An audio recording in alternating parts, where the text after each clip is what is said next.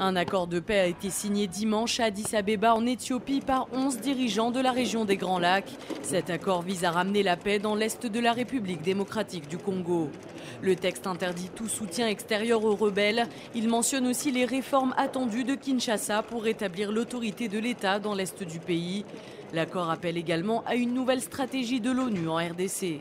En effet, il ne s'agirait plus seulement de faire du maintien de la paix comme le font déjà les 17 000 casques bleus présents en RDC, mais de combattre directement les groupes armés, à commencer par les rebelles du M23. Cette brigade aura donc un mandat très offensif. Cette cérémonie de signature est un événement important en lui-même, mais ce n'est que le début d'une approche globale qui demandera un engagement durable.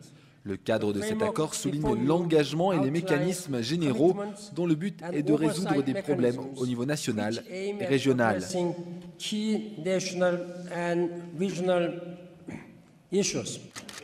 Par ailleurs, le gouvernement congolais et les rebelles négocient à Kampala en Ouganda dans le but de trouver un accord sur une série de sujets économiques, politiques ou relatifs à la sécurité.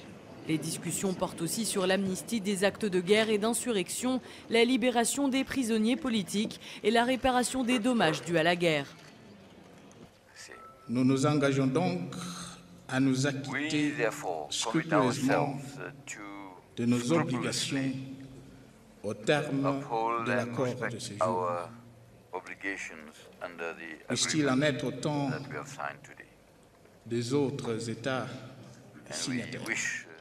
La signature prévue à l'origine le mois dernier avait dû être reportée pour clarifier la question du commandement de la nouvelle force régionale. Une force qui doit être déployée dans l'est de la RDC pour lutter contre les groupes armés opérant dans la région. L'armée congolaise est aux prises avec les rebelles du M23 qui se sont constitués un sanctuaire dans la province du Nord Kivu, dans l'est du pays. Le conflit a déjà fait un demi-million de déplacés depuis près d'un an.